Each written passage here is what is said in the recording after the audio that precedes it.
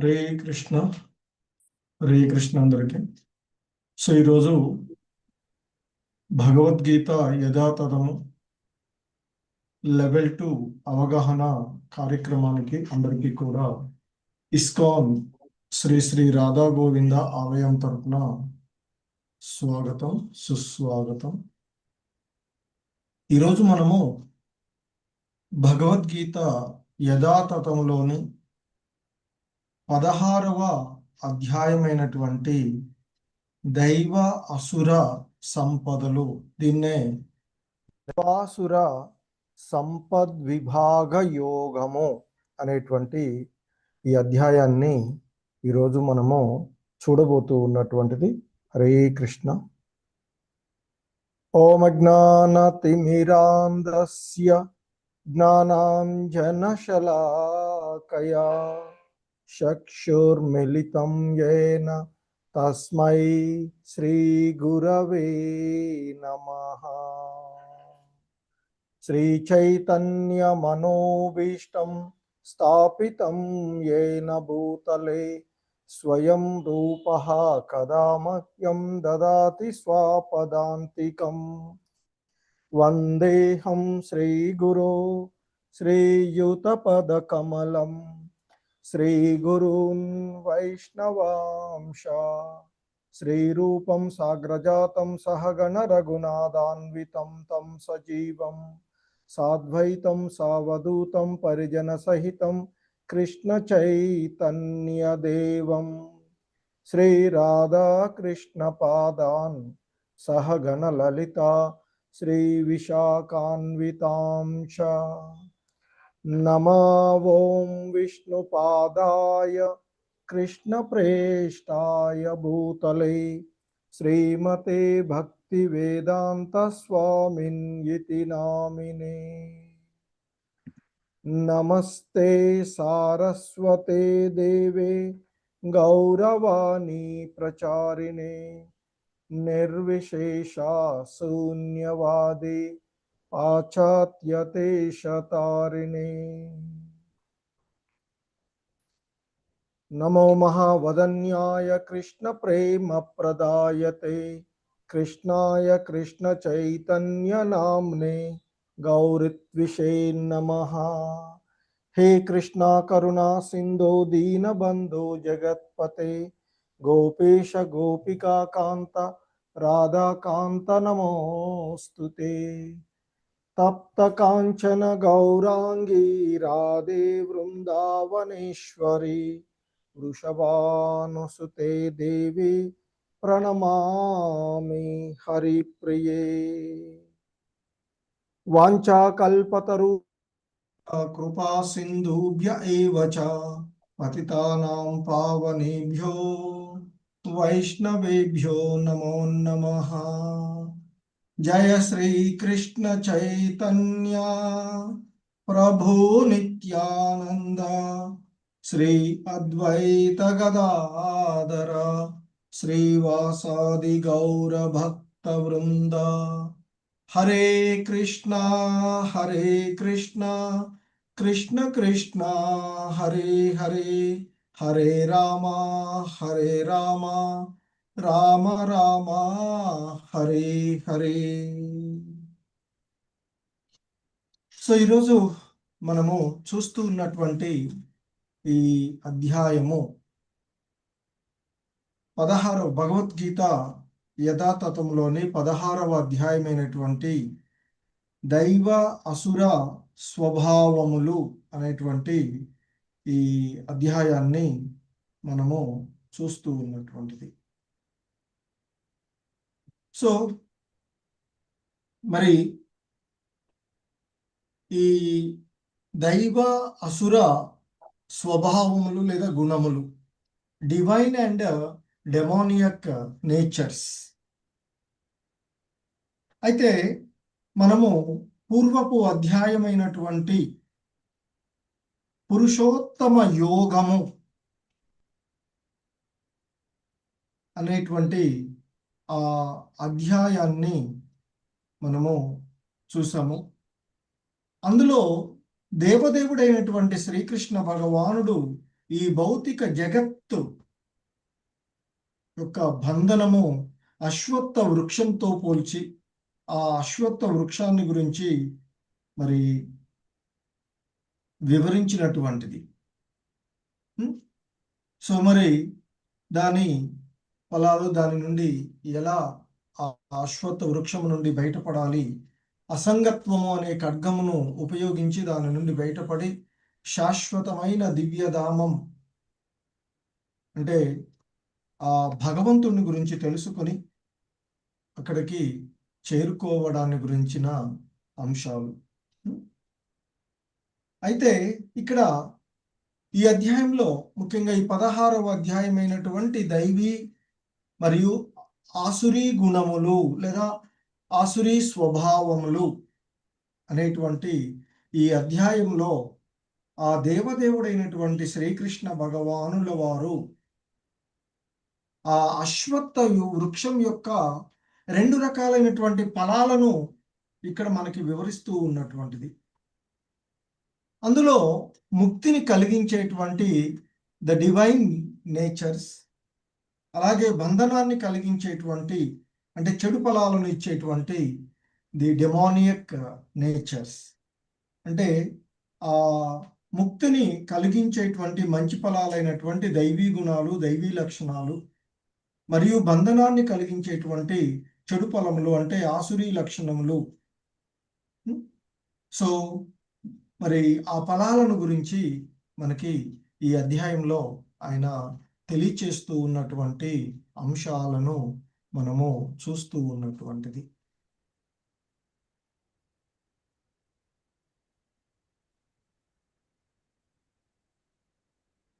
सरलादेवी माताजी। हरे कृष्ण प्रभुजी प्रणाम। हरे कृष्ण नमो भगवते वासुदेव। श्री भगवानुवाच अभयं सत्व संशुद्धिः ज्ञान योग व्यवस्थितिः दानं दमश्च यज्ञश्च स्वाध्यायस्तप आर्जवम्।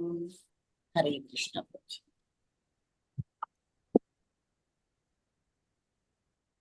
हरे कृष्ण वैएस लक्ष्मी माताजी। हरे कृष्ण प्रभुजी। अहिंसा सत्यमक्रोधः त्यागं शान्तिरपैशुनं दया भूतेष्वलोलुप्त्वं मार्दवं ह्रीरचापलम्। हरे कृष्ण प्रभुजी। धन्यवाद प्रभु। हरे कृष्ण। पद्माकर प्रभु चौतरा। चौतन गुरुजी। हरि ओम गुरुजी। तेज क्षमा धृति शौचम अद्रोहो नातिमानिता भवन्ति संपदं दैवीं अभिजातस्य भारत। थैंक यू गुरुजी। हरे कृष्ण प्रभु। हरे कृष्ण। సో ముఖ్యంగా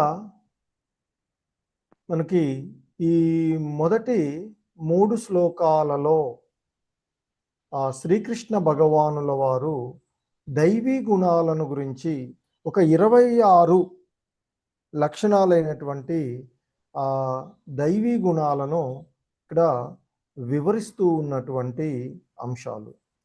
సో అందులో మొదటి శ్లోకంలో చెప్పబడుతూ ఉన్నట్లుగా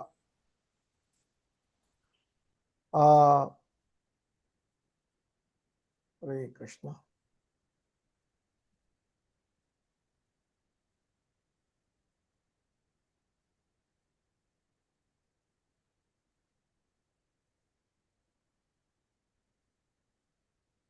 మనకి ఈ మొదటి 3 శ్లోకాలలో దైవీ సంపదకు సంబంధించినటువంటి 26 లక్షణాలను 26 గుణాలను దేవదేవుడైనటువంటి శ్రీకృష్ణ భగవానుల వారు అర్జునుడికి వివరిస్తూ ఉన్నటువంటి అంశాలు.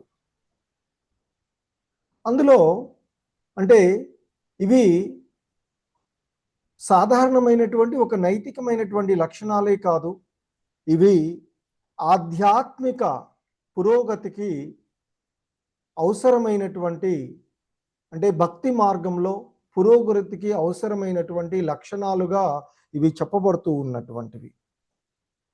అంటే అందులో ఇక్కడ ఈ శ్లోకంలో మొదటి శ్లోకంలో చెప్తున్నట్లుగా అభయం అంటే త్వం, భయము లేకుండా ఉండడం. మరి భయం ఎందుకు కలుగుతుంది అంటే మన యొక్క మనం మన ఈ భౌతిక ప్రకృతి పైన ఈ గుణాలతో ఇంద్రియ లోలులమై ఆ ఇంద్రియ భావనలలో మనం కామ్యకర్మ రతులమై ఉండడం వల్ల భయం కలుగుతూ ఉంటుంది. మరి ఎవడైతే భగవంతుని పైన ఆధారపడి ఉంటాడో అతనికి భయం ఉండదు. సో ఎలాగైతే ఒక చిన్న పిల్లవాడు తన తల్లిదండ్రుల రక్షణలో ఉన్నప్పుడు అతడు దేని గురించి భయపడడు, ఎందుకంటే తండ్రి చూస్తాడు నన్ను అనేటువంటి. సో మన ఆ భగవంతునికి శరణుజొచ్చినప్పుడు మరి భక్తునికి నిజమైనటువంటి భక్తునికి భయం ఎందుకు ఉండదు అంటే తన రక్షణ కృష్ణుడి పైన ఆధారపడి ఉంటాడు, తను పూర్తిగా కృష్ణుడికి శరణాగతిలై ఉంటాడు. కనుక మనకి భగవద్గీత 9వ అధ్యాయంలో చెప్పినట్లుగా కౌంతేయ ప్రతిజానీహి నమే భక్త ప్రణశ్యతి, నా భక్తుడు ఎన్నటికీ నశింపడు అంటూ చెప్తూ ఉన్నటువంటి. అలాగే సత్వ సంశుద్ధి అంటే ఇక్కడ ఆ నిర్దేశించబడినటువంటి నియమముల ద్వారా మన యొక్క జీవన స్థితిని పవిత్రీకరించుకోవడము. అంటే మనసు చిత్తం యొక్క పవిత్రత, అంటే మన యొక్క ఆలోచనలు, మన యొక్క ఉద్దేశాలు, మన యొక్క కోరికలు శుద్ధి చెందాలి. మరి ఇవన్నీ శుద్ధి చెందాలంటే మనకి కలియుగంలో మనకి ఇవ్వబడినటువంటి మార్గము, ఏకైక మార్గము ఆ భగవన్నామము. ఎందుకంటే భగవంతుడు, ఆ భగవంతుని యొక్క నామము అభిన్నములు. ఆ నామ సంకీర్తనము ద్వారా అంటే భక్తి ద్వారా హృదయాన్ని క్రమంగా కామ క్రోధ లోభాల నుండి మనము శుద్ధి చేసుకోవాలి అని చెప్తూ ఉంటారు. అలాగే ఇంకా చెప్పబడుతున్నటువంటి పదం జ్ఞానయోగ వ్యవస్థితి. అంటే ఆధ్యాత్మిక జ్ఞానంలో స్థిరత్వం కలిగి ఉండాలి అని చెప్పబడుతుంది. ఆధ్యాత్మిక జ్ఞానమును పెంపొందించుకోవాలి.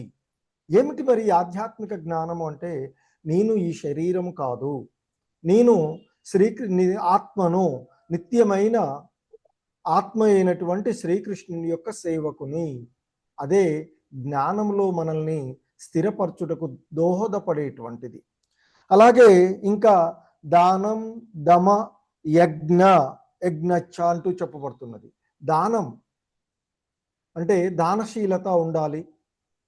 దానం అంటే ఇక్కడ భౌతికమైనటువంటి వస్తువులను దానం ఇతరులకు ఇవ్వడం మాత్రమే కాదు, కృష్ణ చైతన్య జ్ఞానాన్ని ఇతరులకు పంచడం కూడా జ్ఞానమే, ఇది దానమే అవుతుంది. అదే అత్యున్నతమైనటువంటి దానంగా మనకి చెప్పబడుతుంది. సాధారణంగా శాస్త్రాలలో దానం అనేటువంటిది గృహస్థుల కొరకు ఉద్దేశించబడినటువంటిది, భౌతికమైనటువంటి విషయాలను చేసేటువంటి దాంట్లో. ఇక దమచ్చ అంటే ఇంద్రియ నిగ్రహము, ఇంద్రియాలను నియమించుకోవడం, నిగ్రహించుకోవడం. మనల్ని నడిపించకుండా మనమే, ఎందుకంటే మన యొక్క ఈ దేహము అనేటువంటి రథానికి కట్టబడి ఉన్నటువంటి గుర్రాలే ఇంద్రియాలు. ఇంద్రియాలు ఆ గుర్రాలు వాటంతటా అవి ప్రయాణించే విధంగా ఉండొద్దు, వాటికి వేసబడినటువంటి కళ్యాల ద్వారా మన యొక్క నియంత్రణలో ఉండాలి. అప్పుడే మన యొక్క ఇంద్రియ నియంత్రణ సరైనటువంటిదిగా ఉంటుంది అని చెప్పారు. అలాగే యజ్ఞ నిర్వహణము అంటే ప్రత్యేకించి ఇది కూడా గృహస్థుల కొరకు చెప్పబడినటువంటి అంశం. అంటే మన కర్మలను స్వార్థం కోసం కాకుండా భగవంతుని యొక్క సంతృప్తి కొరకు చెయ్యాలి. మరి మనం ఈ కలియుగంలో వాస్తవానికి మనకి వివిధ యుగాలలో వివిధ రకాలైనటువంటి యజ్ఞాలు మనకి చెప్పబడుతూ ఉన్నాయి. సత్యయుగంలో ధ్యానంలో కూర్చునే కొన్ని వేల సంవత్సరాలు ధ్యానంలో ఉండేవాళ్ళు. ఇక త్రేతాయుగానికి వచ్చినప్పుడు యజ్ఞ యాగాదులు చేసేవాళ్ళు, అవి కూడా కొన్ని వందల సంవత్సరాల పాటు చేస్తూ ఉండేటువంటివి. ఇక ద్వాపర యుగంకి వచ్చినప్పుడు ఆలయ అర్చనం అనేది ఉండేది వంటిది.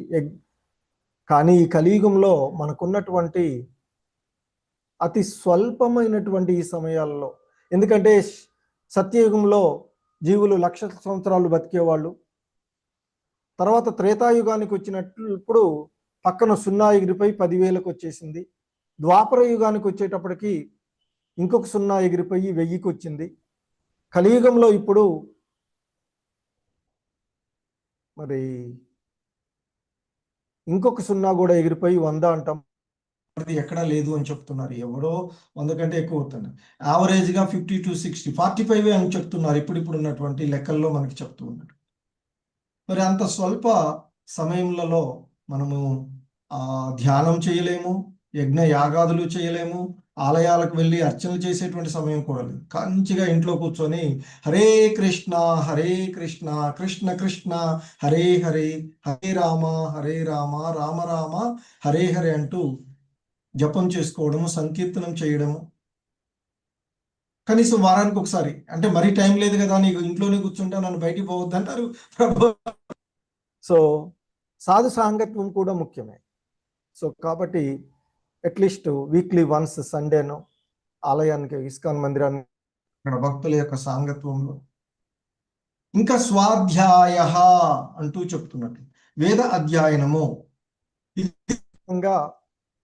మనకి ఆశ్రమ వర్ణ అనేటువంటి విధానాల్లో ఉండేటువంటి శాస్త్రాధ్యయనం, భగవద్గీత, శ్రీమద్ భాగవతం వంటి ప్రామాణిక గ్రంథాలను గురువు, సాధువు, శాస్త్ర మార్గదర్శకంలో అధ్యయనం చేయడం. తపస్సు, ఆధ్యాత్మిక లక్ష్యం కోసం నియమాలను పాటించడమే మనం చేసేటువంటి తపస్సు. మరి భక్తి జీవితంలో నియమిత సాధన, నియంత్రణ మన జీవనమైనటువంటి తపస్సుకు ఉదాహరణగా చెప్తూ ఉంటుంటారు. అలాగే హరే కృష్ణ మాతాజీ వినిపిస్తుంది ప్రభుజీ. వినిపిస్తుంది ప్రభుజీ, కానీ స్క్రీన్ లేదు ప్రభుజీ. స్క్రీన్ తీసేశాను. ఓకే హరే కృష్ణ. అలాగే ఇక 2వ శ్లోకంలో మనకి అహింస. సాధారణంగా అహింస అంటే ఏ ప్రాణికి బాధ కలిగించకుండా ఉండడమే, ఏ జీవి యొక్క అభ్యుదయ జీవితానికి ఆటంకం పరచకుండా ఉండడం. అంతేకాని అహింస అంటే ఈ జీవులను సంహరించకుండా ఉండడం ఒకటే అనేది కాదు. హింస అంటే ఇతర జీవులకు ఏ విధమైనటువంటి హాని, మాటల ద్వారా హాని చేసినా అది హింసే అవుతుంది.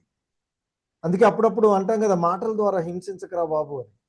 సో కాబట్టి ఇలా మనం అహింస అంటే ఏ ప్రాణికి కూడా బాధ కలిగించకుండా మన ప్రవర్తన ఉండాలి అని చెప్తారు. సత్యం, సత్యవచనము. ఆ సత్యం అనేటువంటి కూడా హితకారకంగాను ధర్మబద్ధంగాను ఉండాలి అని చెప్పబడుతూ ఉంటుంది. సో అంటే వ్యక్తిగత ప్రయోజనాల కోసం అబద్ధాలు ఆడకుండా ఉండడం, అసత్యం పలకకుండా ఉండడమే సత్యం.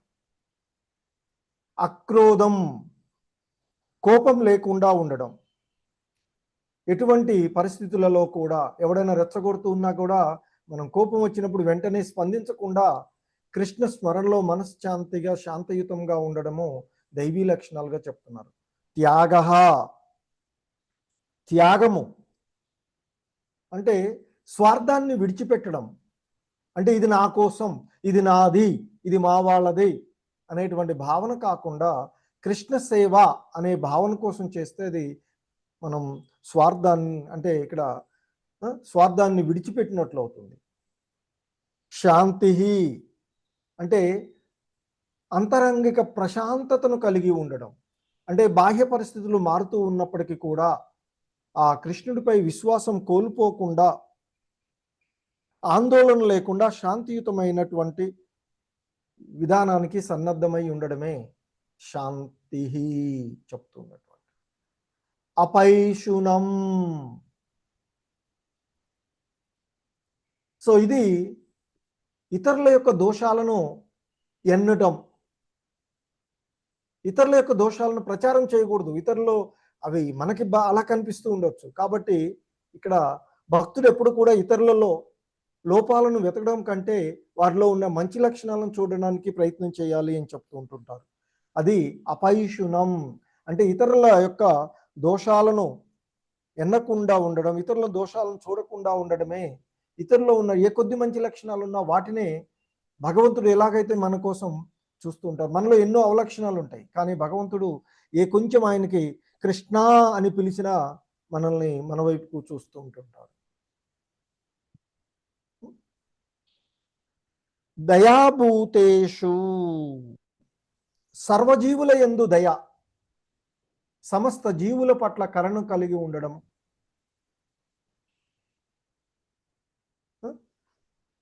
సో మరి మనకి అత్యున్నతమైనటువంటి కరుణ అంటే ఏమిటంటే జీవులు తమ నిజమైన ఆధ్యాత్మిక స్వరూపాన్ని తెలుసుకునేలా సహాయం చేయడం.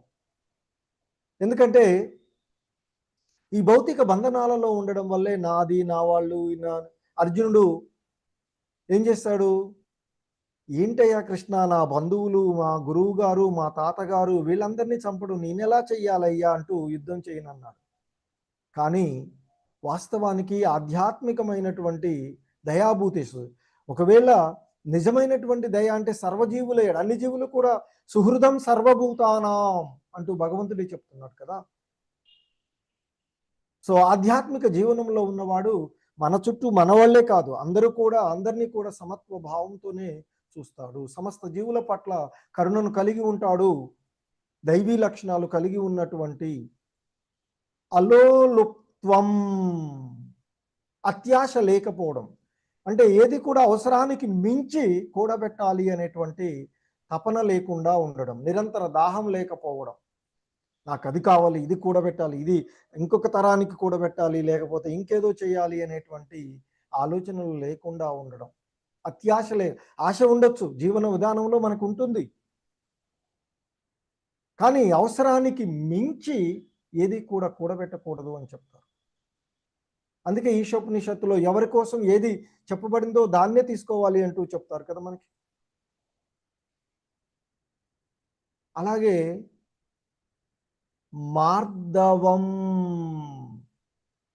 అంటే మృదుత్వము, సౌమ్యత్వము, సౌమ్యంగా ఉండాలి, మృదు స్వభావాన్ని కలిగి ఉండాలి అని చెప్తారు. ర్హి అంటే సిగ్గు, వినమ్రత లేదా నిరాడంబము అని చెప్తుంటారు. సిగ్గు అనేది ఇక్కడ ఏంటంటే తప్పు చేసినప్పుడు దానిని అంగీకరించేటువంటి వినయము ఉండాలి మనకి.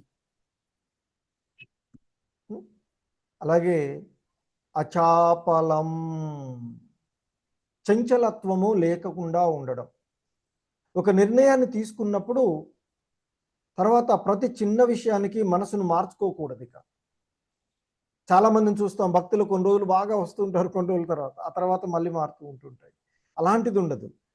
చంచల స్వభావం లేకుండా ఉండడమే దైవీ లక్షణము అని చెప్తున్నారు. ఇంకా 3వ శ్లోకంలో తేజః, ఆధ్యాత్మికమైనటువంటి తేజస్సు అంటే ఇక్కడ ఇది సాధారణంగా క్షత్రియుల ఆధ్యాత్మికమైనటువంటి ఉత్సాహం, ప్రభావం అని చెప్తారు. భక్తుడు తన సాధనలో ఉత్సాహాన్ని కోల్పోకూడదు అని చెప్తూ ఉంటుంటారు. అలాగే ఈ తేజస్సు అనేటువంటిది క్షత్రియుల లక్షణాల్లో కూడా చెప్పబడుతూ ఉంటుంది. అమాయకులైనటువంటి ప్రజలను రక్షించడం కొరకు, బలహీనులను రక్షించడం కోసం. క్షమాగుణం, ఇతరులో మనకు ఏదైనా చిన్న చిన్న తప్పులు చేసినప్పుడు వాటిని క్షమించే గుణం ఉండాలి అని చెప్తూ ఉంటుంటారు.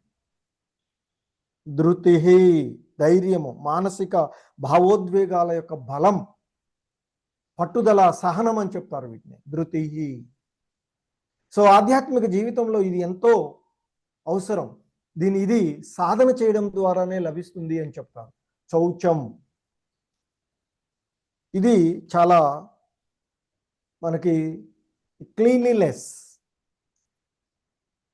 శుచిత్వము, శుభ్రత్వం, ఇది బాహ్య అంతర్గతంగా ఉంటుంది. 2 రకాలుగా పవిత్రం. బయటకు మాత్రమే పవిత్రీకరణ కాదు, లోపల అంతర్గతంగా కూడా పవిత్రీకరణ చేసుకోవాలి. బాహ్య పవిత్రత అనేటువంటిది స్నానాలు, వివిధ రకాల, మనకి స్నానాల్లో కూడా వివిధ రకాలుగా ఉంటాయి.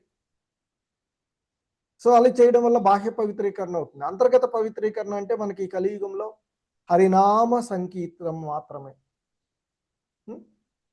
హరేర్నామైవ హరేర్నామైవ హరేర్నామైవ కేవలం అంటూ చెప్తున్నటువంటి, కలౌ నాస్త్యైవ నాస్త్యైవ అన్యరథ అంటూ చెప్తున్నటువంటి. సో కాబట్టి మనకి ఆ అంతర్గత శరీర శుద్ధితో పాటు మనసు, వాక్కు, మన యొక్క కర్మల యొక్క శుద్ధి కూడా అవసరమని చెప్తారు. అద్రోహ, ఇతరుల పట్ల ద్వేషభావం లేకుండా ఉండడం. నాతిమానిత, అధిక గర్వం లేకుండా ఉండడం. ఇతరులను గౌరవించాలి, అంతేకాని నన్ను ఇతరులు గౌరవించాలి అనే భావన అవసరం లేదు. అందుకే మనకి చైతన్య మహాప్రభులు వారు చెప్తారు, తృణాదపి సునిచేన తరోరివ సహిష్ణున అమానిన మానదేన కీర్తనీయ సదా హరిహి అని చెప్తారు. మనం ఎప్పుడు కూడా గడ్డి పూసు కంటే మనల్ని మనం హీనంగానే చూసుకోవాలి అని చెప్తారు. ఇతరుల నుండి గౌరవం ఆశించకూడదు అని చెప్తారు. ఇతరులను గౌరవించాలి, వృక్షం వంటి సహనాన్ని కలిగి ఉండాలి అని చెప్పబడుతుంది. హరే కృష్ణ.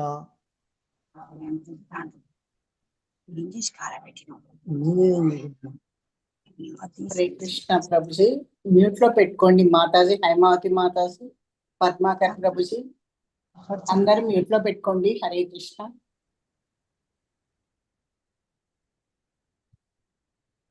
హరే కృష్ణ ప్రభుజీ.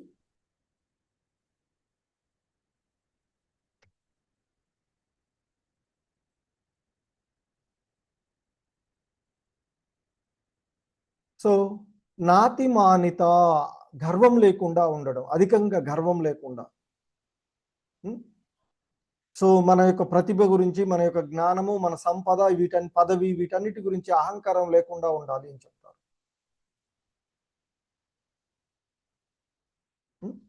సో చివరిగా ఈ 3వ శ్లోకంలో భవంతి సంపదం దైవీం అభిజాతస్య భారత అంటూ చెప్తున్నారు.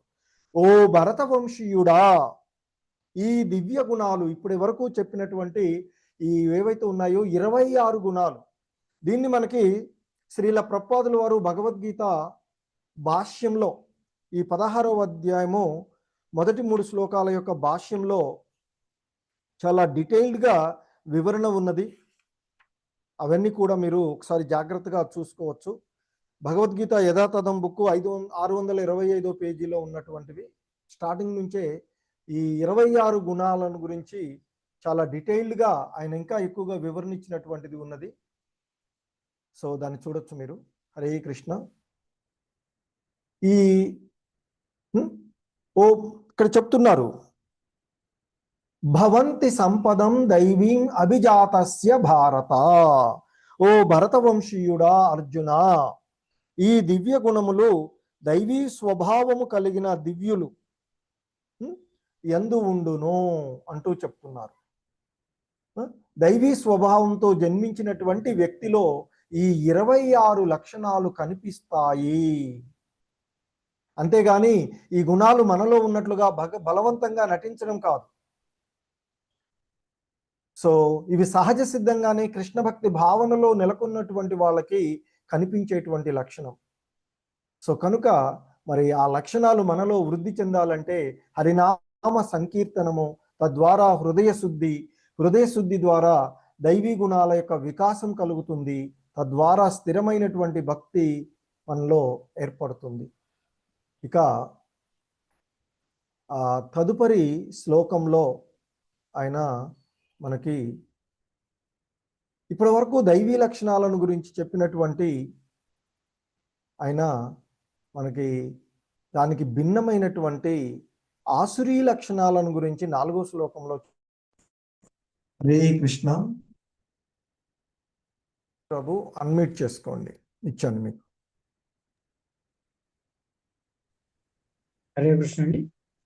ప్రభు చదవండి ఈ శ్లోకం.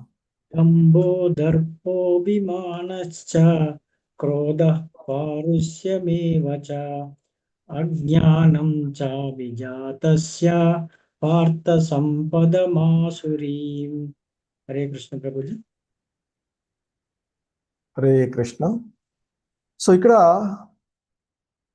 మనకి చెప్తున్నారు. దంభో దర్పోభిమానచ్చ అంటూ, ఓ పార్థ, గర్వము, పొగరు, దురహంకారము, క్రోధము, మొరటుతనము మరియు అజ్ఞానము అనేవి ఆసురీ స్వభావము కలవారి లక్షణములు అంటూ చెప్తూ ఉన్నటువంటిది. అంటే ఇక్కడ దంభో అంటే గర్వం, పాపహేతువైనటువంటి తన గర్వం, దర్భో పొగరు, సంపద, విద్య ఇవన్నీ ఉన్నాయి అనేటువంటి పొగరు, అభిమానచ్చ అహంకారం, ఇతరుల నుండి గౌరవం పొందవాలనేటువంటి అహంకారం, అలాగే క్రోధ కోపం, అల్ప విషయానికే క్రోధాన్ని తెచ్చుకోవడము, పౌరుష్యమేవచ ఇతరులను కఠినంగా భాషించుట, ఇతరులతో మొరటుతనం, అలాగే అజ్ఞానము అంటే జ్ఞాన విచక్షణ లేకపోవడమే అజ్ఞానం. ఇవి ఆసురీ స్వభావాలు కలిగినటువంటి వారి యొక్క లక్షణాలు అంటూ మనకి ఇక్కడ చెప్తూ ఉన్నటువంటిది. ఎందుకంటే అంతకుముందు చెప్పినటువంటి 26 లక్షణాలు కూడా మరి దైవీ గుణాలు ఉన్నటువంటి మానవులలో కనిపిస్తూ ఉంటాయి అనేది చెప్పబడినటువంటిది. సో తదుపరి ఈ శ్లోకంలో మనకి చెప్తూ ఉన్నటువంటి ఆ దంభో దర్భో అభిమానచ్చ క్రోధ పౌరుషమేవచ అంటూ మనకి ఈ 6 లక్షణాలు సంఖ్య తక్కువగానే కనిపిస్తుంది, కానీ వీటి ప్రభావం చాలా ఎక్కువగా ఉంటూ ఉంటుంది. ఇవి అసుర స్వభావము కలిగిన వారి యొక్క లక్షణములు అర్జున అంటూ చెప్తూ ఉన్నటువంటిది. ఎందుకంటే మరి ఇక్కడ మనం ధర్మం యొక్క 4 స్తంభాలుగా చెప్తూ ఉంటుంటారు. ధర్మానికి 4 పాదాలు: దయాస్వభావము, తర్వాత నిఢారంభత్వము, నిజాయితీ, శుచిత్వం.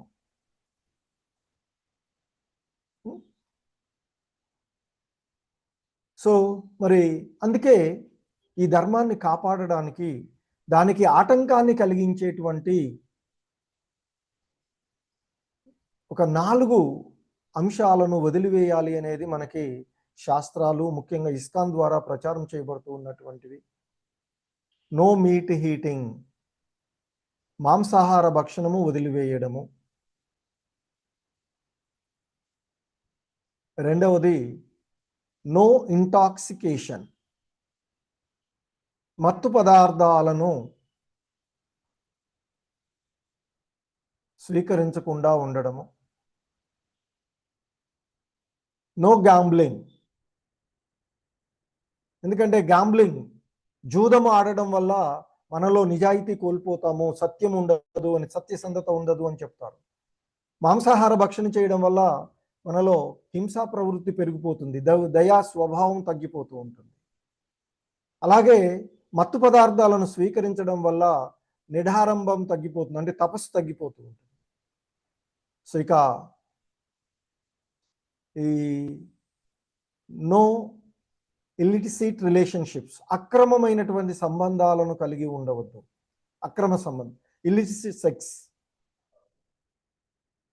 సో అక్రమం ఇది మన యొక్క శుచిత్వానికి, హృదయ శుద్ధికి ఆటంకాన్ని కలిగించేటువంటిది. సో కనుక ఈ 4 నియమాలను రెగ్యులర్గా పాటిస్తూ భగవన్నామ స్మరణ కోసం మనకి చెప్తూ ఉన్నటువంటిది. కానీ ఈ కలహాల కపట యుగంలో మన కుటుంబ వ్యవస్థల్లో చూస్తూ ఉంటే ఒకళ్ళకొకళ్ళు విపరీతమైనటువంటి ఉంది. కానీ వీటి నుండి బయటపడాలి అంటే కృష్ణుడు కేంద్రంగా, కృష్ణుడి యొక్క శరణాగతులమై ఉన్నటువంటి కుటుంబంలో భార్యాభర్తలు పిల్లలు అందరూ కలిసి ఆధ్యాత్మిక జీవన విధానంలో ఉన్నట్లయితే సంతోషమయమైనటువంటి, అంటే కలిసి ప్రార్థించే కుటుంబము ఉంటే అది కలిసి ఉండేటువంటి కుటుంబంగా ఉంటుంది. అలా లేనటువంటి పరిస్థితులలో ఈ ఆసురీభావాలను పెంచుకొని నిరంతర కొట్లాటలతో, ఇప్పుడు కలియుగంలో, కలహాల కపట యుగంలో చూస్తూ ఉన్నాం. పెళ్ళైనటువంటి కొన్ని రోజులకే, ఇంకొకసారి కొన్ని సందర్భాల్లోనైతే యాత్రకు వెళ్ళినటువంటి అక్కడ రాకముందు అక్కడనే డైవర్స్ పత్రాలు రెడీ చేసుకొని వస్తున్నటువంటి పరిస్థితులు చూస్తూ ఉన్నాం. సో హరే కృష్ణ. నెక్స్ట్ విజయ మాతాజీ, అన్మ్యూట్ చేసుకోండి. హరే కృష్ణ ప్రభుజీ, ప్రణామాలు. చదవండి మాత. దైవీ సంపద్విమోక్షాయ నిబంధయ సూరిమత మాశుచ సంపదం దైవీం అభిజాతోసి పాండవ. సో ఈ విధంగా దైవీ లక్షణాలను అసుర లక్షణాలను విన్న తర్వాత అర్జునుడికి యుద్ధ రంగంలో ఒక యోధునిగా తానున్నటువంటి స్థితి గురించి మరి తెలియచేస్తూ చెప్తున్నారు. ఆయన ముఖ్యంగా దైవీ లక్షణాలు మోక్ష దిశగా తీసుకువెళతాయి అర్జున, కానీ అసుర గుణాలు బంధాలలో చిక్కుటకు కారణమవుతాయి.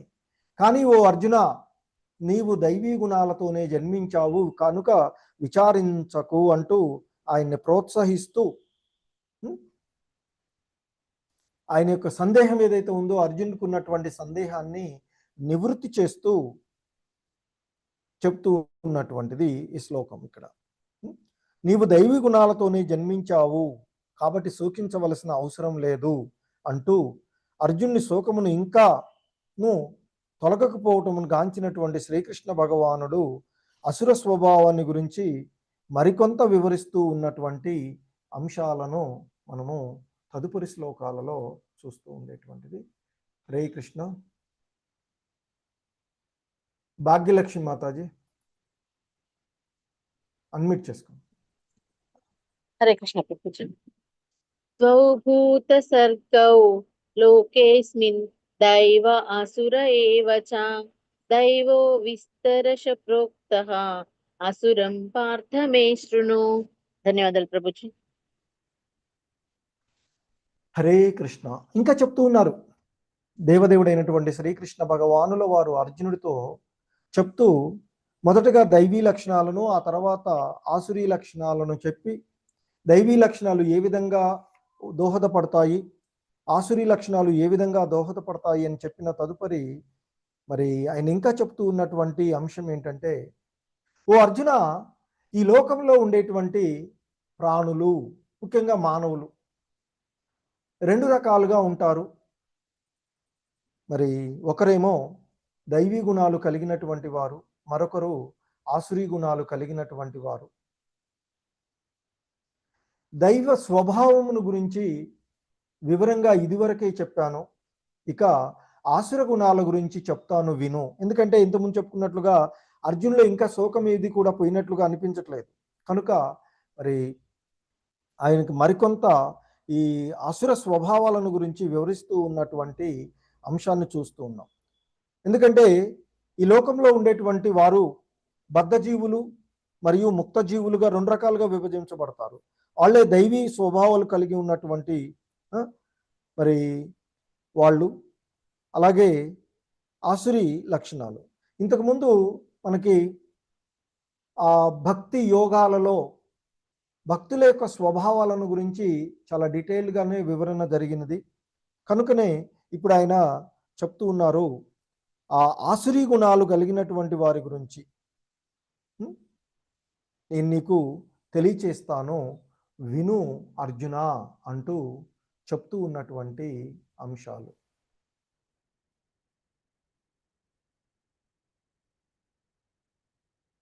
హరే కృష్ణ. వైఎస్ లక్ష్మీ మాతాజీ.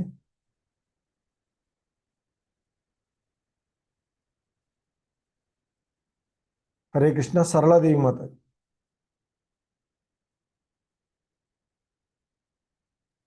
వైఎస్ లక్ష్మీ మాతాజీ మీరు అన్మ్యూట్ చేసుకోవచ్చు కదా. మీకు ఇది లేదా?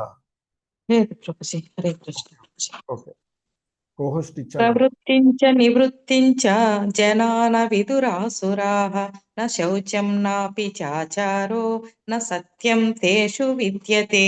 హరే కృష్ణ ప్రభుజీ. ధన్యవాదాలు. హరే కృష్ణ. సో ఇక్కడ ఇంకా చెప్తూ ఉన్నటువంటి కొనసాగిస్తూ ఆసుర స్వభావాన్ని గురించి కొనసాగిస్తూ కృష్ణ భగవానుల వారు అర్జునుడితో చెప్తూ ఉన్నటువంటి అంశాలలో, ఓ అర్జున, అసుర స్వభావం కలిగిన వాళ్లకు చేయదగ్గది ఏదో చేయకూడనిది ఏదో తెలియదు. వాళ్ళలో శుచిత్వము, సదాచారము, సత్యము ఏమాత్రము కనిపించవు అంటూ చెప్తూ ఉన్నటువంటిది. ఇక్కడ ఆసురీ గుణాలు కలిగినటువంటి వాళ్ళు ప్రవృత్తించ నివృత్తించ అంటే ఇక్కడ ముఖ్యంగా ప్రవృత్తిం అంటే ఇక్కడ ఏం చెయ్యాలి, నివృత్తిం ఏం చెయ్యకూడదో అంటే ఈ అసుర స్వభావాలు కలిగినటువంటి వాళ్ళకి ఏ పని చేస్తే మంచిగా అవుతుంది. అందుకే అసురీ భావాల ద్వారా ఈ ప్రపంచ వినాశనానికి మనమేదో సాధిస్తున్నాము అంటూ ఏదో చేస్తూ ఉంటుంటారు. కానీ అది దానివల్ల ప్రకృతిలో సమతుల్యం పోతుంది, ఎన్ని విపరీతమైనటువంటి పరిస్థితులు ఏర్పడుతున్నాయి. సో ఆ విధంగా ఈ అసుర భావాలు కలిగినటువంటి వాళ్లకు చేయదగ్గది ఏది, చేయకూడదు ఏది అనేటువంటిది తెలుసుకోకుండా చేస్తుంటారు. అలాగే వాళ్ళలో శుచిత్వం, శౌచం, సదాచారం, ఒక మంచి ఆచారం కానీ అలాగే సత్యం కానీ వారి యందు గోచరించవు అంటూ చెప్తూ ఉన్నటువంటిది. హరే కృష్ణ. సరళదేవి మాతాజీ. హరే కృష్ణ ప్రభుజీ. అసత్యమప్రతిష్టం తే జగదాహురణీశ్వరం అపరస్పర సంభూతం కిమన్యత్ కామహైతుకం. హరే కృష్ణ ప్రభుజీ. ధన్యవాదాలు.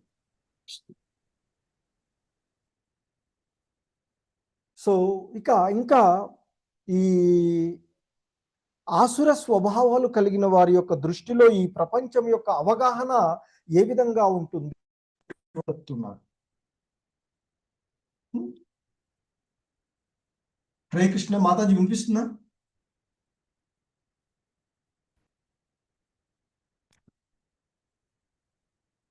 హరే కృష్ణ. ఒక్క నిమిషం.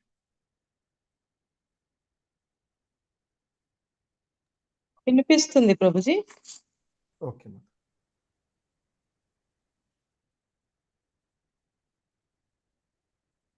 ముఖ్యంగా ఈ శ్లోకంలో ఈ అసుర స్వభావాలు కలిగినటువంటి వారి యొక్క దృష్టిలో ఈ ప్రపంచం ఏ విధంగా, వారి యొక్క అవగాహన ఏ విధంగా, ఈ భౌతిక జగత్తుపై ఏ విధమైనటువంటి అవగాహన ఉన్నదో వాళ్ళకి అనేటువంటి దాన్ని ఈ శ్లోకంలో చెప్తూ ఉన్నారు.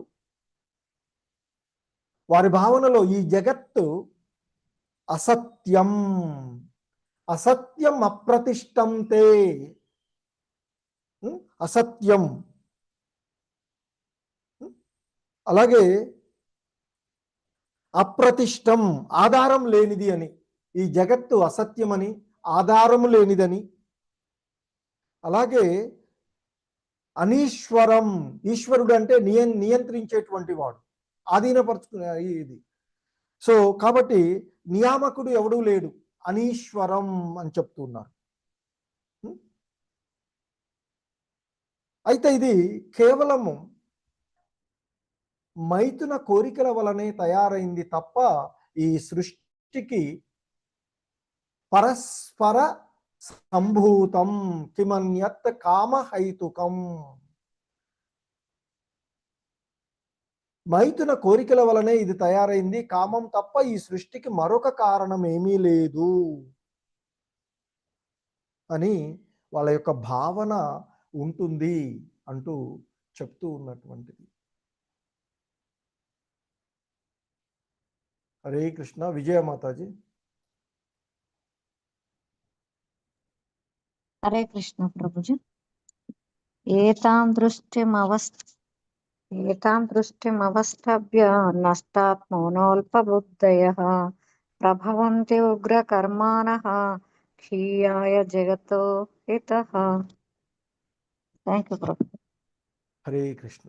సో ఇంకా చెప్తున్నారు, అంటే ఈ అసుర స్వభావాలు కలిగినటువంటి వాళ్ళు వారి యొక్క దృష్టిలో ఈ భౌతిక జగత్, ఈ ప్రపంచం యొక్క అవగాహన చెప్పిన తదుపరి ఆ విధంగా వాళ్ళు ఏ అవగాహనతో ఉన్నారో ఆ విధంగా వాళ్ళు ఆలోచించి నష్టపోతూ ఉన్నారు. ఈ జగత్తుకు, ఈ భౌతిక జగత్తుకు, ఈ ప్రపంచానికి నష్టాన్ని కలగజేస్తూ ఉన్నారు అని చెప్తున్నారు. అందుకే ఈ తప్పుదావ పట్టినటువంటి జీవాత్మలు, అంటే ఏదైతే ఇంతకుముందు చెప్పిన అసుర భావాలు కలిగి ఉన్నవాళ్ళు, వాళ్ళ దృష్టిలో ప్రపంచ అవగాహన తప్పుడుగా ఉన్నటువంటి ఈ తప్పుదారి పట్టినటువంటి జీవాత్మలు వారి యొక్క అల్పబుద్ధి కారణంగా మరియు వారి యొక్క క్రూరమైనటువంటి కార్యముల కారణంగా ఈ ప్రపంచానికి శత్రువులుగా మారి, అదే చూస్తున్నాం కదా యుద్ధాల్లో బాంబులు అవి ఇవి అని, సో శత్రువులుగా మారి దృక్పథంలో ఎంతో గట్టిగా ఉండి కీడును కలిగించేవి, దారుణమైనవి అయిన పనులలో నిమగ్నమవుతూ ఉంటారు అంటూ చెప్తూ ఉన్నటువంటిది. ఇక మనకి తదుపరి శ్లోకంలో హరే కృష్ణ, భాగ్యలక్ష్మి మాతాజీ.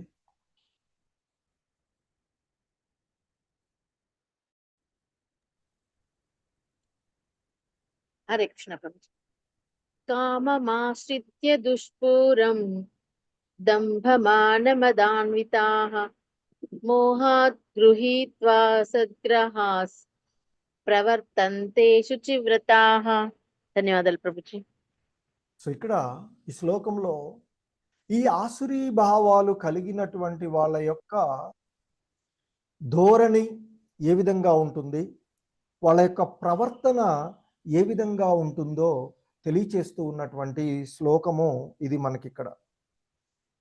సో ముఖ్యంగా ధోరణుల గురించి ఉంది ఇందులో. తదుపరి శ్లోకంలో ప్రవర్తన, అలాగే వాళ్ళ యొక్క నియుక్తం ఎలా ఉంటారు అనేటువంటిది 10, 11, 12 శ్లోకాలలో చెప్పబడుతూ ఉన్నటువంటి అంశాలు ఇక్కడ చెప్తున్నారు. కామమాశ్రిత్య దుష్పూరం, తృప్తి నొందని కామమును ఆశ్రయించి, అంటే విపరీతమైనటువంటి కామము, అలాగే దంభమాన మదాన్వితాః, ఇక ఆ తృప్తి నొందనటువంటి విపరీతమైనటువంటి కామము, దంభము, దురాభిమానంతో నిండి ఉంటారు. గర్వము, అహంకారముతో ఉండి ఈ ఆసురీ లక్షణాలు కలిగిన వాళ్ళు తప్పుడు సిద్ధాంతాలను పట్టుకొని మరి ఆ విధంగా మోహితులై వారు ఈ తాత్కాలికమైనటువంటి భౌతికమైన సంపదలకు, ఈ భౌతికమైన ఇంద్రియ భోగ వాంఛలైనటువంటి మందు, మగువ వీట్లకు ఎక్కువగా ఆసక్తులవుతూ ఉంటారు అనేటువంటిది అపవిత్రమైనటువంటి బుద్ధితో, ఏదైతే ఇంతకుముందు చెప్పినటువంటి 4 కార్యాలు ధర్మానికి 4 స్తంభాలుగా ఉండేటువంటి వాటిని ఆటంకం కలిగించేటువంటి వాటిలో నిమగ్నమవుతూ ఉంటుంటారు.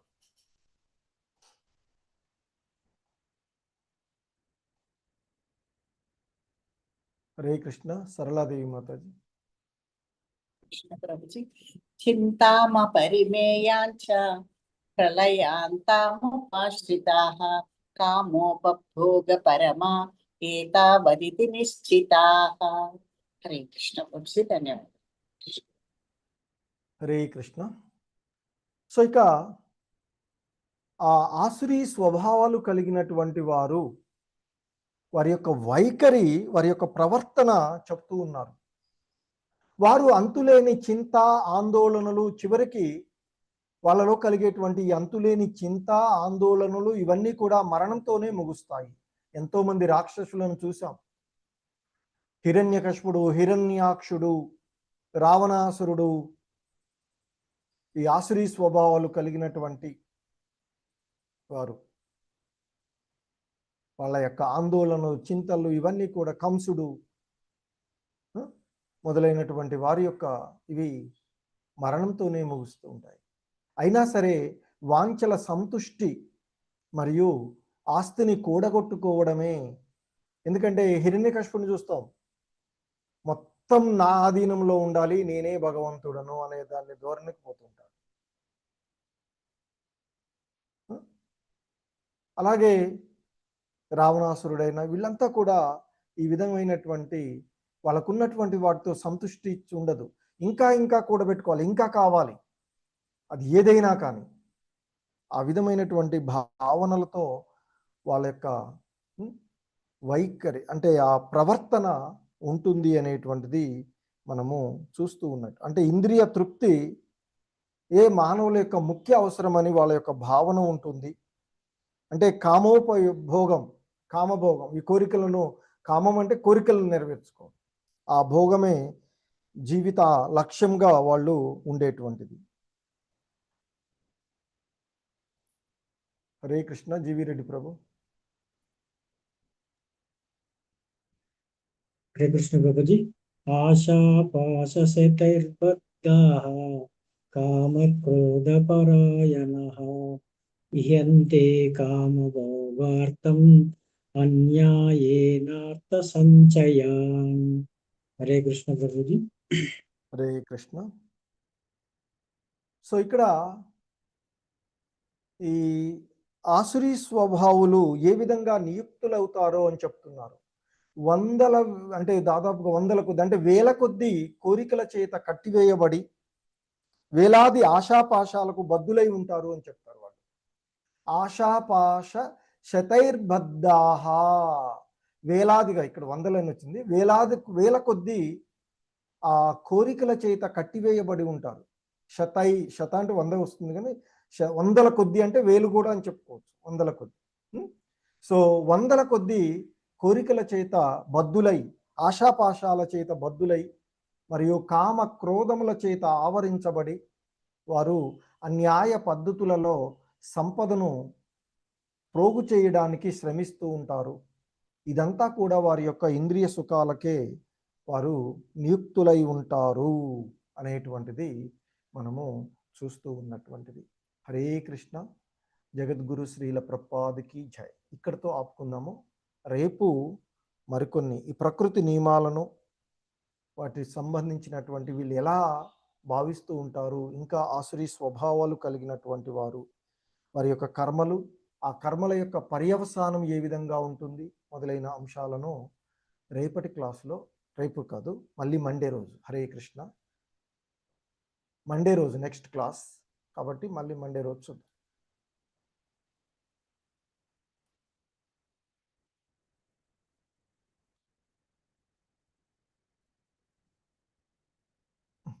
హరే కృష్ణ. ఒక్క నిమిషం.